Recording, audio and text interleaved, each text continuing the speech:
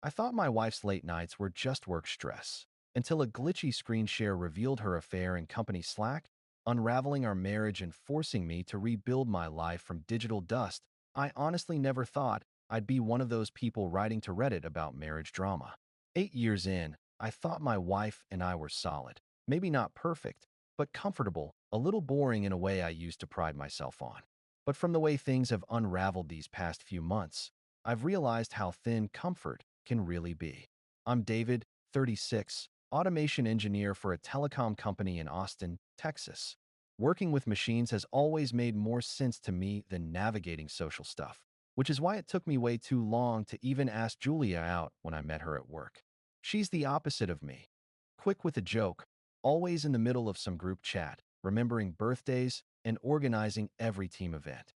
My coworkers used to joke that if I showed up to potlucks or happy hours, it was only because she made me. We got married young, for Austin, had our daughter Emma 5 years ago, and carved out an existence of quiet routines. Wake up at 6, alternate daycare drop-offs, take turns with bedtime stories, the occasional Friday night Netflix binge after she'd poured herself a glass of Tempranillo. If you'd asked me 6 months ago, I would have said our only real issue was that we were tired all the time. I guess that's why I didn't notice when things started to shift. At first, the changes were too small to register as red flags. Julia started staying later at work, not every night, maybe once or twice a week at first. She talked a lot about big projects and end-of-quarter events, and since her team's been winning awards for the company newsletter, I figured that made sense. If anything, I was proud. But little things didn't add up. Family photos began disappearing from her Instagram. Nothing drastic, just fewer shots of us together, fewer mentions of me. She said it was about curating a professional brand, which, honestly, sounded plausible. Then our mutual friends started awkwardly asking if I was coming to company events that I hadn't even heard about. Most of all, she got twitchy when I stopped by her office. Our buildings are connected, so sometimes I'd text her, "Want to grab lunch?" She was always about to head into a meeting or caught putting out fires, but when I did surprise her once with her favorite tacos, she looked genuinely rattled. She brushed it off, said she just didn't like to mix personal and professional, especially with her team around. "It gets complicated," she said. One night, as we were brushing our teeth, she asked if I'd seen her badge. She seemed distracted, scrolling through Slack on her phone. A few minutes later, I noticed she'd swapped out her phone's lock screen, a silly photo of the three of us at Emma's birthday party, for a generic landscape shot. I asked why. "Work policy," she said, not really meeting my eyes. I tried to brush off my unease. Everyone's entitled to some privacy, right? I figured it was my problem that I struggled with her work is work, home is home boundaries. Things got stranger. Once, her boss stopped me in the elevator. Small talk, then a loaded joke. "Keeping Julia all to yourself, huh? She's the star over in comms these days." The way he said it stuck with me all afternoon. And there were times when her phone would light up with late messages. She'd glance, type out a fast reply, then quickly dim the screen. She said it was the new onboarding campaign, lots of last-minute details. I remember venting to a coworker, Mike, at lunch. He looked at me and said, "Dude, you're just overthinking it. Everyone's burned out this year. Let her have her wins." Still, I started noticing tiny things in the house. A shirt of hers with cologne I didn't recognize, a hotel-branded pin in her purse that didn't match any location she'd told me about. I told myself it was all innocent. She travels for work sometimes. Swag is normal.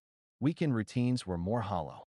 She was always catching up on email or prepping reports, leaving me and Emma to run errands or watch movies alone. When I tried to talk to her about scheduling family time, she'd get defensive, accuse me of micromanaging her calendar. In retrospect, the moment that really got to me was Emma's school play. Julia texted she was stuck in a client call, missed it for the first time ever. When I brought it up later, she snapped, "Why are you making this about me? I'm trying to support this family, too." I started losing sleep, replaying conversations, second-guessing my own memory. Was I needy? Was I missing the signals that all married people just drift and figure it out? The final straw, at least for my patience, happened late one Friday. We were both working from home. I heard her on a call, laughing, casual, a different tone. She signed off, not realizing her screen was still being shared on the work laptop. We both used the company's Google Suite.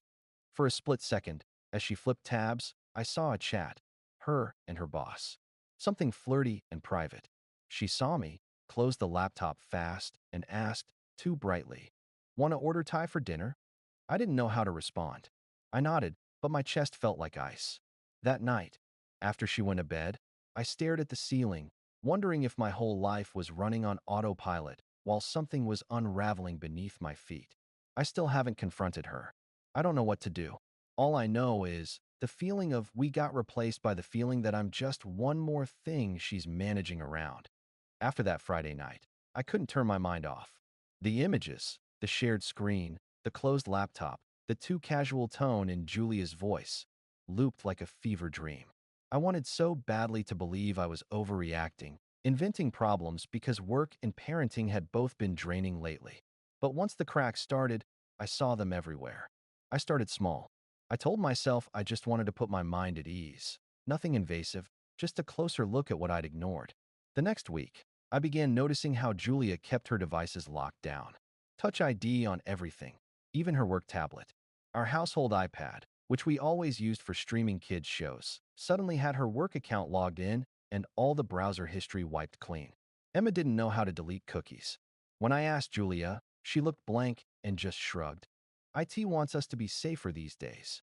Late at night, she was always catching up on Slack or responding to clients. That Saturday, she said she was working on a big launch for her department, and could I take him out for a few hours? I took our daughter to the park, then for pancakes. I tried to ignore the knot in my chest, but it pressed harder the longer we were away. When we got home, Julia was in the shower, her phone dinging nonstop in the next room. Against every boundary I thought I'd never cross, I glanced at her lock screen. A bunch of messages, most from a number I didn't recognize, labeled just by a first name, Eric.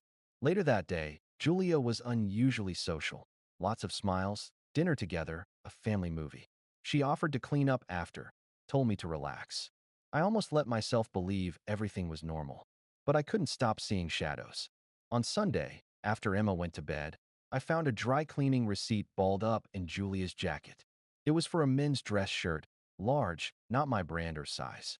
The pickup name, Eric T. The timestamp matched a Thursday night. Julia said she was working late at a team dinner. Instead of confronting her, I did something I'm still ashamed of. I started keeping notes. Little details, dates, comments, receipts, screenshots from our shared calendar when team dinner, lined up with late texts and unreturned calls. I went back and checked our credit card statements. Twice in the last month, Julia had charged bar tabs and Uber rides across town, neither of which corresponded to any event or location she'd mentioned. At first, I worried I was becoming one of those guys, the paranoid, controlling spouse obsessing over every move. But the more I kept track, the more the patterns built up. Julia would text me right before running late, say she had to finish a report, then her location on Find My would go dark for 2 to 3 hours. She always blamed her battery or privacy settings. I tested my own phone. I never went invisible like that by accident. At work, I found it harder to focus. I overheard a couple of Julia's colleagues in the hallway joking about power couples in the office, and one said, "Well, I guess if David can't keep up, at least Eric keeps things interesting." It was meant as a joke, but the name hit me like a slap. I confided in Mike, my work friend, who always seemed grounded. He just shook his head. "People change, man. Sometimes you've got to protect yourself. Don't go looking for pain, but don't get blindsided, either. Document what matters." With that in mind, I decided to get methodical, not out of vengeance, but self-preservation. I took date-stamped photos of receipts and odd calendar entries, archived emails and photos showing Emma and me during times Julia claimed we were together. I exported a copy of our joint credit card history. I checked the company travel system. Julia's account had 3 bookings for hotels I'd never heard about, 2 of them matching company events where Eric would have been present, and once, a weekend when she told us she was visiting her mother in Houston. The final piece fell into place the night Julia left her laptop open while she put Emma to bed. Her Slack was still up. There was a folder labeled Event Planning, but inside one subfolder, shared with Eric only, there were dinner reservations, shared Uber confirmations, and dozens of attachments. I scrolled down and found a photo of Julia in a hotel room, glass of wine in hand, accompanied by a message. Can't believe we pulled off another one. Missing you already. My stomach dropped. I took a screenshot, metadata included, and powered the laptop off. I sat at the kitchen table for almost an hour, listening to the muffled sounds of Julia reading to Emma, her voice sweet, steady, almost painfully normal. That night, I couldn't bring myself to say anything. I just watched her as she brushed her teeth, replied to a last message, and climbed into bed, curling up with her back to me. For the first time since I married her, I couldn't decide if I was more afraid of confrontation or more afraid of just doing nothing. Update. In the days after I found the photo and messages, something inside me shifted. Grief and rage were still there, waves that broke unexpectedly in the middle of routines. But there was an odd calm that settled in, too. I think it was numbness more than courage. Maybe there's only so much spinning your mind can do before a certain clarity sets in. You don't have to imagine every worst-case scenario if you're already living one. I started approaching everything like I would a malfunctioning system at work. First, verify what you know. Second, collect logs. Third, escalate carefully. And so, while Julia buzzed through her increasingly separate life, emails, yoga, calls with her mom, I got methodical. I gathered everything. Photos of receipts, calendar anomalies, travel and expense records. Screenshots from our shared credit card dashboard, the Ubers, dinners, hotel bar tabs. That dry cleaning slip. The metadata and file info of the hotel room photo from Julia's Slack, plus the full chat thread between her and Eric. I started a digital diary, timestamping every discovery, including missed calls and the times Julia's location dropped. I quietly recorded a few of our conversations where she mentioned work in case timelines didn't match, and made audio notes for myself after any fights or strange moments. I also called my college friend Marta. She's a lawyer, mostly tech contracts and IP, but she's seen a divorce or two play out in her own office.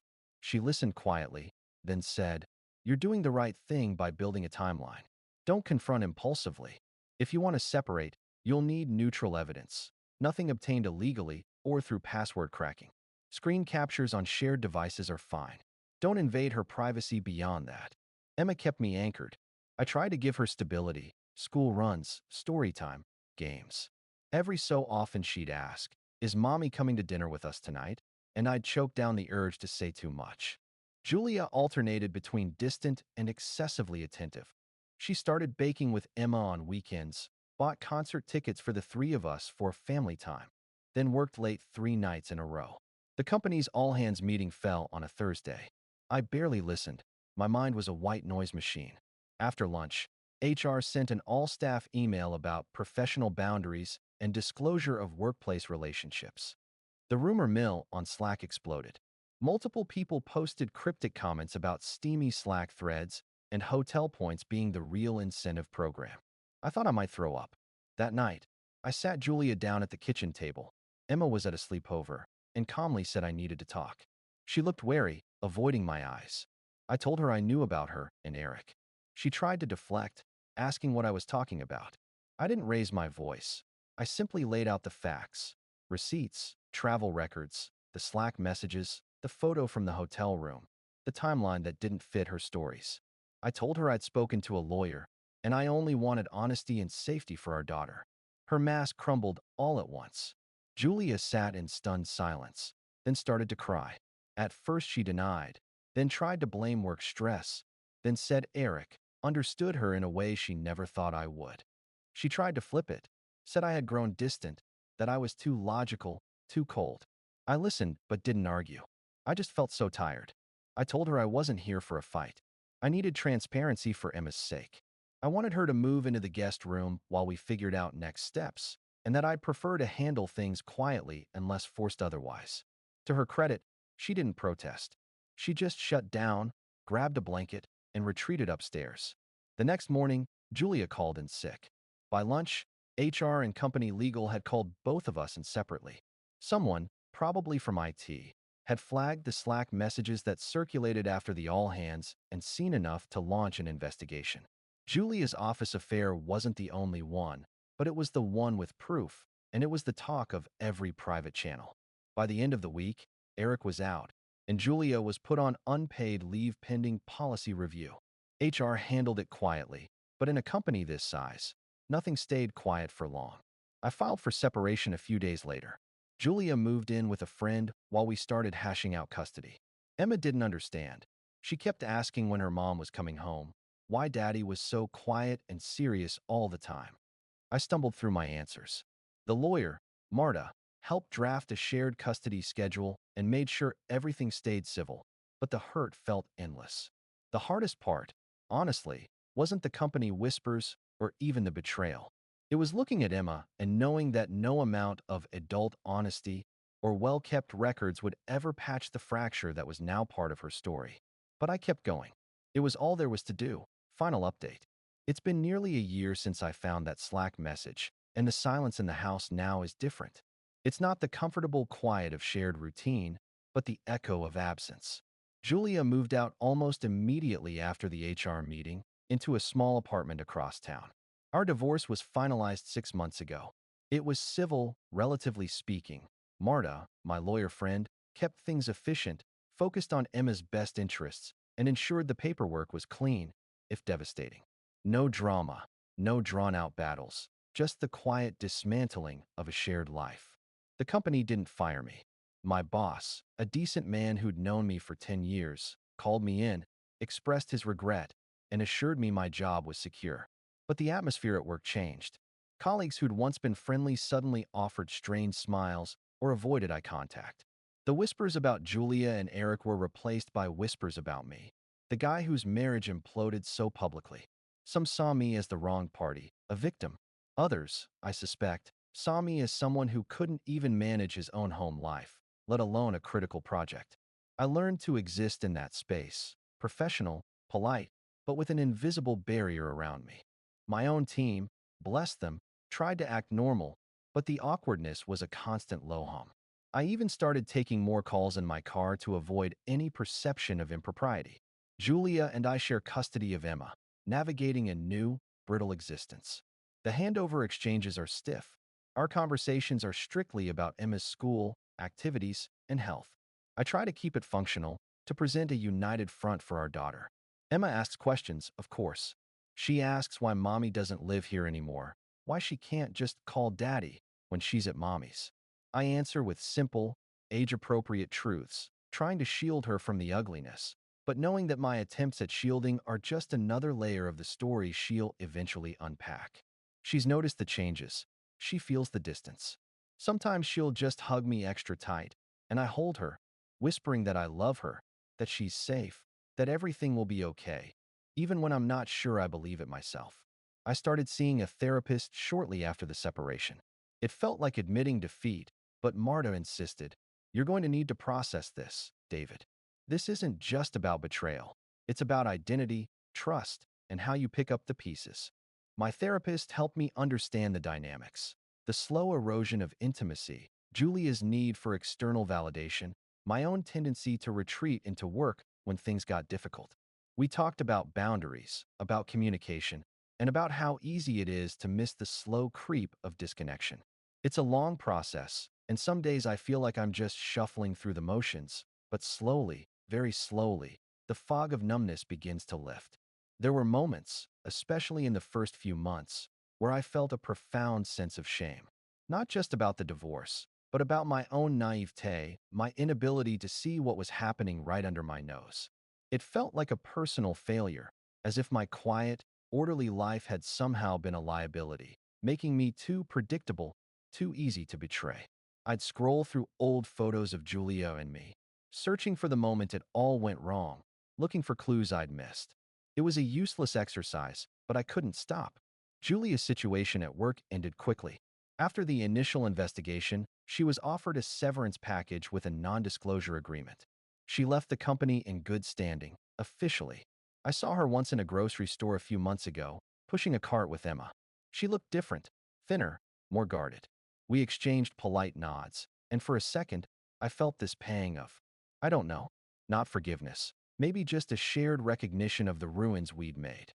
Her life, I assume, went on, perhaps with Eric, perhaps not. I try not to think about it. The biggest shift has been internal. My ability to trust, especially in relationships, feels irrevocably altered. I've become hyper-vigilant about communication, about open platforms, about making sure nothing is hidden. It's not the same paranoia that haunted me those first few months, but a cautious insistence on clarity. I find myself checking my own phone's location settings more often than I should, ensuring my work laptop's privacy settings are locked down tighter than a vault. It's a residual habit, I suppose, from learning that the most dangerous threats can come from the people closest to you. My perspective on work has also changed. The idea of a close-knit team, of shared goals and camaraderie, now feels vulnerable. I still work hard. I still try to be a good colleague. But that easy trust one once extended so freely? It's been replaced by a professional courtesy.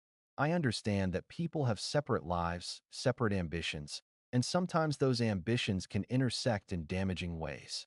The company's HR policy on relationship disclosures suddenly makes a lot more sense. But amidst the lingering damage, there are moments of light. Emma is resilient. She's a smart, funny kid who loves her dad. Our time together, the simple routines we still share, reading stories, building Legos, quiet dinners, these are my anchors. I've learned to be more present with her, to cherish the moments, knowing how easily life can shift. And there's the quiet rebuilding. Learning to cook for one, managing a household alone, rediscovering myself outside the context of being husband or father within the same four walls. It's slow. It's not glamorous. There are days when the weight of it all feels crushing, when the thought of dating again seems like an impossible task. What if I miss the signs? What if I let someone in too easily, too carelessly? But there are also days when I catch myself laughing at a bad joke on the radio, or enjoying a quiet Sunday morning with Emma, and I realize that life does, indeed, continue. It's different, yes. It's perhaps a little more cautious, a little more honest about the complexities of human connection, and maybe, just maybe, with time, a little more hopeful. The storm passed, and I'm still standing. The pieces are still scattered, but I'm slowly learning how to pick them up, one by one, and build something new. It's not the life I planned, but it's the one I have now. And for Emma's sake, I'll keep trying to make it a good one.